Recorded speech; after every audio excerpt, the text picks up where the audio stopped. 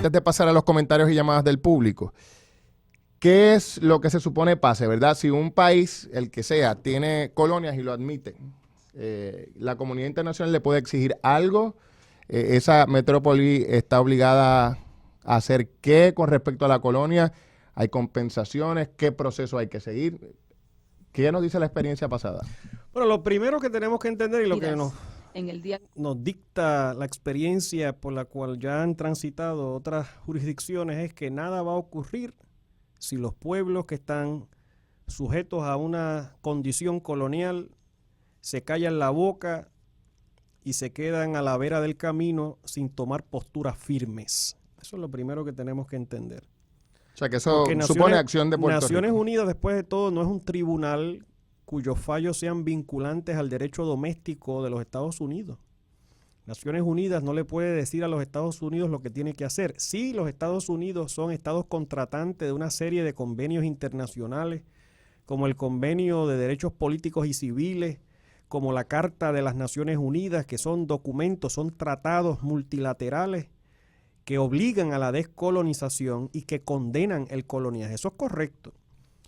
Pero nadie tiene legitimación activa para ir a un tribunal y utilizar esas herramientas internacionales para requerirle al Congreso de los Estados Unidos que actúe con respecto al tema político de Puerto Rico. O sea, que no se puede obligar a Estados Unidos. La vía jurídica para obligar a los Estados Unidos realmente no está abierta. Aquí lo que está abierto es la vía política para crear la presión internacional dentro y fuera de los Estados Unidos para encauzar esta discusión de tal manera que lleguemos al arreglo definitivo. Pero esa comunicación y esa negociación y esa conversación y esa discusión de alto nivel que tiene que darse de forma honesta y transparente no se va a dar mientras estemos en la indefinición, mientras estemos abrazando triquiñuelas procesales como esto de estadidad sí o no, que realmente es una distracción dentro de un escenario tan complicado como este, es una distracción que le va a costar caro a aquellos que procesamos y profesamos los ideales de soberanía, ideales de asamblea de estatus, porque constituye el entierro del ideal. Le pregunto esto porque hemos escuchado voces de la opinión pública que hablan de la posibilidad de una acción legal, no sé ante qué foro, pero se habla de una acción legal contra Estados Unidos si no hace nada para obligar a que haga. También se habla de que las colonias deben ser compensadas por la metrópoli. Yo no, y le menciono esto porque se ha estado comentando, pero no sé cuán cierto sea ni si tiene una base legal. Mira, el tema o un precedente. Sobre el tema de la compensación, jamás vamos a poder saber absolutamente con certeza qué tipo de transición económica, que es lo que mucha gente se refiere con esto de compensación, cuál es el paquete económico que habría si Puerto Rico, por ejemplo, transitara hacia la soberanía en asociación o inclusive hacia la estadidad, a menos que no nos sentemos a negociar con las ramas políticas en Washington. Y eso no se puede hacer con un plebiscito criollo, estadidad sí o no, que no es vinculante. Pero hay precedentes de procesos similares al que se supone pase Puerto Rico en el que haya habido, número uno, algún reclamo legal, número dos, alguna compensación económica, o estos son elucubraciones y teorías. Mira, lo que siempre ha habido, por ejemplo, en el caso de las colonias británicas, es que siempre hay una negociación económica. En el caso de las colonias británicas, la mayoría de todas esas colonias eventualmente transitaron a la independencia y hubo una negociación económica en donde se llegaron a unos arreglos con respecto a transferencias económicas por un cierto tiempo con respecto a inversión en obra capital.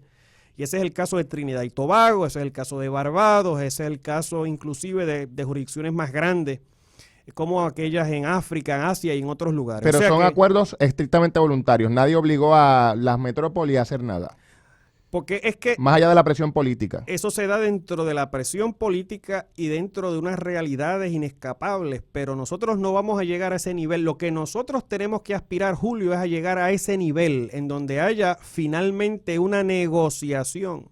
Saber en blanco y negro qué es lo que se está dispuesto a dar desde la perspectiva de Washington y nosotros aquí hacer nuestra composición de lugar.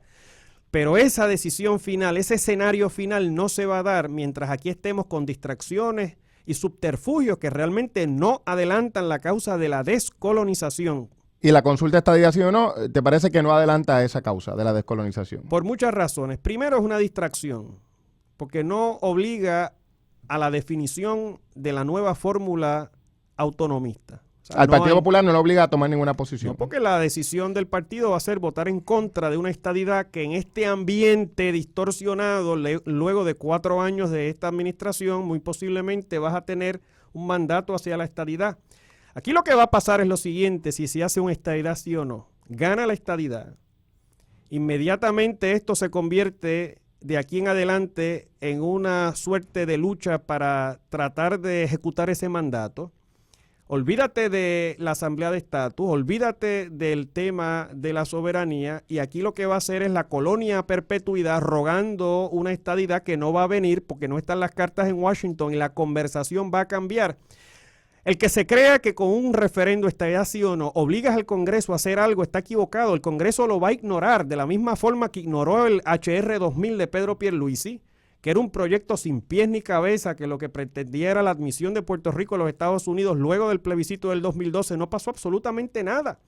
Y los Estados Unidos simple y sencillamente, cuando pase una estadidad sí o no, lo meten en una gaveta, en la misma gaveta que está el proyecto Young, en la misma gaveta que están todos los proyectos que ha habido aquí desde 1898, y no va a pasar absolutamente nada. Pero hay otras voces que apuestan a que tal vez la estrategia de David Bernier es forzar un voto a favor de la estadidad para obligar a Estados Unidos a descartar la estadidad. Pero señores, si la estadidad ya Estados Unidos la descartó, la ha descartado, ¿qué más evidencia quieren? Si ni siquiera hubo vista pública para el proyecto de Pedro Pierluisi de HR 2000, no ha habido absolutamente nada, y la estadidad como quiera se puede descartar de 1000 otras maneras. Pero no ha habido una expresión tal como la del Tribunal Supremo de Estados Unidos que diga esto es una colonia. No ha habido una expresión similar sobre la estadidad diciendo no estamos dispuestos a darle estadidad. Pero esa expresión se debe de dar dentro del contexto de una conversación a través de la Asamblea de Estatus. ¿Por qué?